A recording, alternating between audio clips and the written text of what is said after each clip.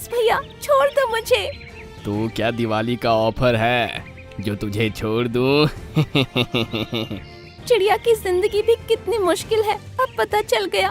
काश मैं एक शेर होता तो कितना अच्छा होता। एक जंगल में एक बारहसिंघा हिरन रहता था, जो कि हमेशा किसी न किसी बात को लेकर अपनी किस्मत को कोसता रहता था। एक दिन वो जंगल में खाना तलाश कर रहा था कि अचानक उसके सींग घनी झाड़ियों में फंस गए। अरे यार, अब कैसे निकालूं अपने सींगों को? मेरा तो सर भी चकरा रहा है। वो कई घंटों इसी तरह अपने सींगों की वजह से झाड़ियों में फंसा रहा और अपने आप को कोसता रहा। हे भगवान, कम से कम किसी को तो मदद के लिए भेज दे। तभी एक कछुआ अपनी मध्यम चाल से उसके करीब आया। अरे हिरन भाई, तुम तो बहुत बुरी तरह से झाड़ियों में फंसे हो। मेरी फूटी किस्मत, जो मदद को भी एक कछुआ आया है जो कुछ नहीं कर सकता। ये बात सुनकर कछुए ने आसमान की तरफ देखा। अचानक से बहुत तेज हवा चलने लगी और झाड़ियों के हिलने से बारहसिंगा के सींग छूट गए। अच्छा हुआ मैं सही सलामत खुद को छुड़ाने में कामयाब हुआ, वरना मुझे तो लगा था कि अब इसी तरह कई दिनों तक फंसा रहूंगा और एक दिन यही दम तोड़ दूंगा। चलो, अब तुम भगवान का शुक्र अदा करो और अपने घर चले जाओ। क्या कहा तुमने? भगवान का शुक्र अदा करूं? हाँ, जिसने मुझे इतने भारी और टेढ़े मेढ़े सींग दिए, जिनकी वजह से मैं बार बार मुसीबत में फंसता रहता हूँ। अपने ही जैसे किसी और बारहसिंगा से लड़ना चाहूँ तब भी इसी तरह ये सींग उनके सींगों से उलझ जाते हैं। मुझे तो उस भगवान पर बहुत गुस्सा आता है जिसने मुझे ऐसा बनाया। अच्छा, तो तुम बताओ, तुम्हारे हिसाब से तुमको क्या होना चाहिए था? एक खूबसूरत चिड़िया, हल्का सा वजन ओढ़ने के लिए पंख, और खाना भी आसानी से मिल जाता है। और चिड़िया के पंख ऐसे कभी झाड़ियों में फंसते भी नहीं हैं। ठीक है, तुम्हारी ये ख्वाहिश जल्दी ही पूरी होगी। ऐसा कहकर वो कछुआ धीमी चाल चलते हुए वहाँ से निकल गया। जाते जाते अच्छा मजाक करके गया है। चलो, मैं भी अब अपनी गुफा में जाकर सो जाता हूँ, सर बहुत दर्द कर रहा है। ऐसा कहकर वो अपनी गुफा में चला गया। तभी अचानक से उसने देखा कि गुफा में पूरी तरह अंधेरा हो गया है। उसे बाहर जाने का रास्ता भी नहीं दिखाई दिया। अरे, ये अंधेरा कैसे हो गया? कोई बचाओ! धीरे धीरे उसका दम घुटने लगा और वो बेहोश हो गया। काफी देर बाद जब उसकी आंख खुली तो उसने देखा कि अब सवेरा हो चुका है और वो एक पेड़ की डाल पर बैठा था। अरे यार, मैं इतने ऊंचे पेड़ पर कैसे पहुंच गया? ये कहकर उसने गौर किया कि उसमें बहुत से बदलाव आ चुके हैं।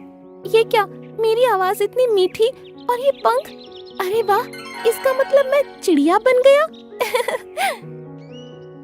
ये कहकर वो पेड़ की डाली से उतरा और फिजा में उड़ने लगा। अरे वाह, ताजी हवा, हल्का वजन, कितना अच्छा लग रहा है। वो इसी तरह काफी देर तक उड़ता रहा। फिर उसको प्यास लगने लगी। अरे यार, इतनी जल्दी तो प्यास कभी नहीं लगती मुझे। उसने तालाब पर जाकर पानी पिया और आगे बढ़ा। कुछ देर उड़ने के बाद उसको फिर से प्यास और भूख लगने लगी। अब तो प्यास के साथ भूख भी लग रही है।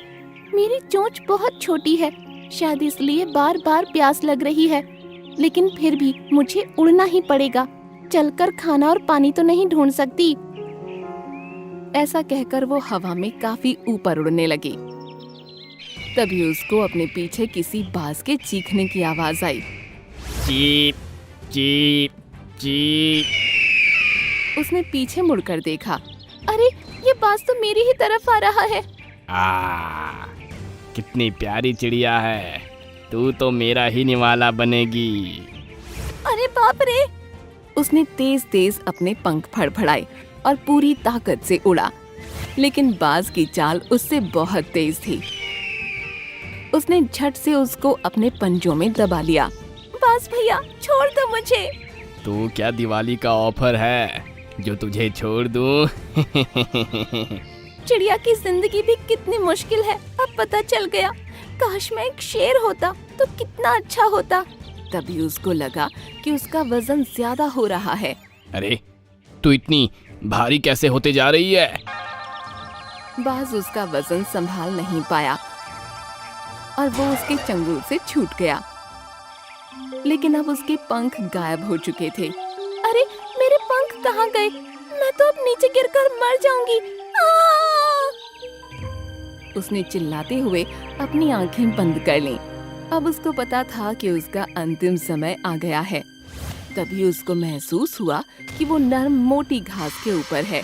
उसने आंखें खोलीं तो पाया कि वो अब एक शेर है और नरम घास पर बिल्कुल सही सलामत खड़ा है। अरे वाह, अब मैं एक शेर हूँ। अब देखता हूँ कौन मुझसे भिड़ने की हिम्मत रखता है। उसने तेज दहाड़ की, जिसे सुनकर कोई भी जानवर सामने नहीं आया। लगता है मेरी दहाड़ सुनकर सभी जानवर डर गए हैं। अब मैं बना एक अच्छा ताकतवर जानवर। शेर राजा, अब समय आ गया है कि आप अपनी ताकत का सही इस्तेमाल करें। ये सुनकर उसने पीछे पलटकर देखा। बंदर, लोमड़ी, लकड़बग्घा, भालू और कई तरह के जानवर उसके सामने खड़े थे। शेर राजा की जय हो। तुम सब ऐसे इकट्ठे होकर मेरे पास क्या मेरे लिए शिकार का प्रबंध करने आए हो? महाराज, आपके खाने का इंतजाम तो तब होगा जब ये जंगल सुरक्षित रहेगा। क्या हुआ जंगल को? जंगल को आपकी जरूरत है महाराज। हमारा पूरा जंगल गुलाम बनने वाला है। ये तुम क्या कह रहे हो? हाँ महाराज, पड़ोस के जंगल के शेर खान ने हम पर हमला करने की ठान ली है। वो अब हमारी तरफ ही आ रहे हैं। तो तुम लोग यहाँ क्यों आए हो? जाओ, जाकर जंगल की रखवाली करो। हम इसलिए आए हैं कि आप जंगल के राजा हैं।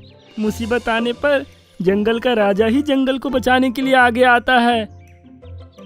ये सुनकर वो मन ही मन सोचने लगा कि शेर होना भी बहुत मुश्किल का काम है। ठीक है, मैं लड़ूंगा और अपने जंगल की रक्षा करूंगा। तभी उसने देखा कि 3 शेर तेजी से सामने से उसकी तरफ भागे आ रहे हैं। अरे ये क्या, 3 शेर? हाँ महाराज, आपको इन तीनों शेरों को हराना है। ये तीनों भाई मिलकर आपको मारना चाहते हैं और इस जंगल पर राज करना चाहते हैं।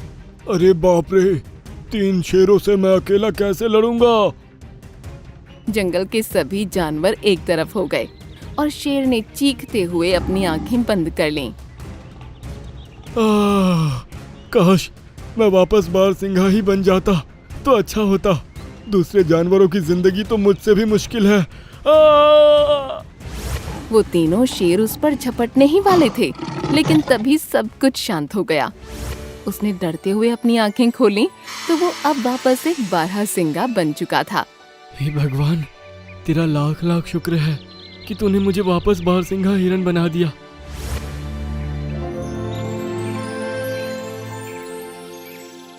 और तुम जो अपने सिंघों के बारे में कह रहे थे, उसका क्या? अरे मैं एक हरिन होकर दूसरे हिरन से लड़ूं तो इसमें मेरी ही गलती है और मुझे कभी घनी झाड़ियों में भी नहीं जाना चाहिए। आज से मैं यही नियम रखूंगा और अपनी जिंदगी अच्छे से जीऊंगा। ये हुई ना बात। ये कहकर वो कछुआ गायब हो गया। बारहसिंगा भी समझ गया कि उस कछुए को भगवान ने ही भेजा होगा उसको सबक सिखाने के लिए।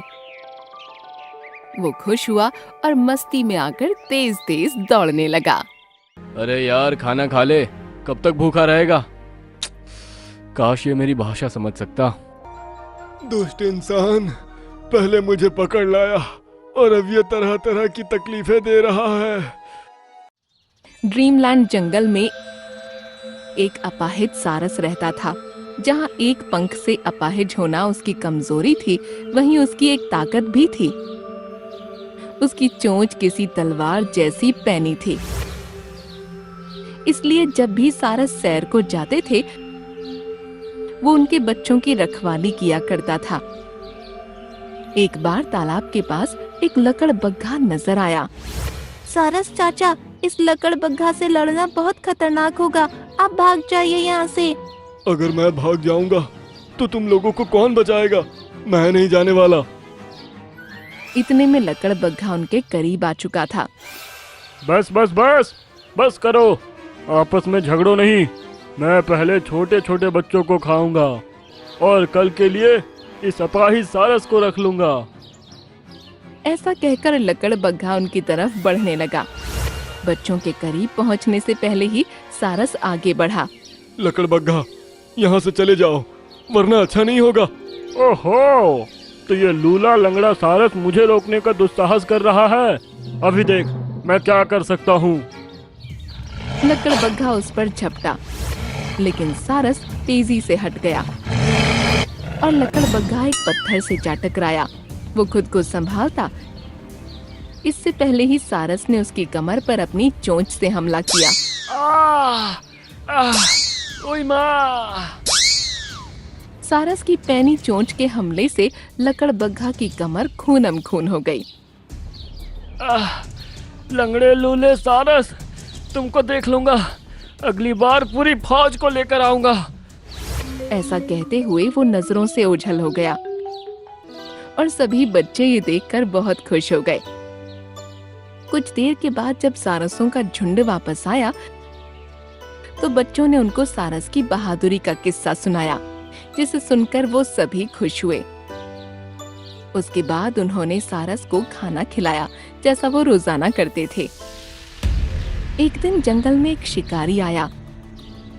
तालाब के पास पहुंचने पर उसकी नजर अपाहिज सारस पर पड़ी, जो अभी बच्चों की रखवाली कर रहा था। मिल गया। उसने एक गोली चलाई तो गोली जाकर सारस के खराब वाले पंख पर लगी और उसको दर्द होने लगा। शिकारी उसके पास आया और सारसों के बच्चे वहां से भाग निकले। आखिर एक सारस हाथ आ ही गया। उसने सारस पर जाल डाल दिया और उसको खींचते हुए अपने टेंट में ले गया। इसकी चोंच बहुत पैनी है। उसने अपने हाथों में प्लास्टिक के ग्लव्स पहन लिए।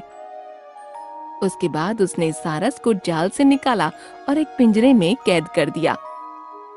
अरे ये क्या? ये तो पंख से अपाहिज हो गया। शिकारी को लगा कि सारस उसकी गोली से अपाहिज हुआ है, इसलिए उसको अफसोस होने लगा।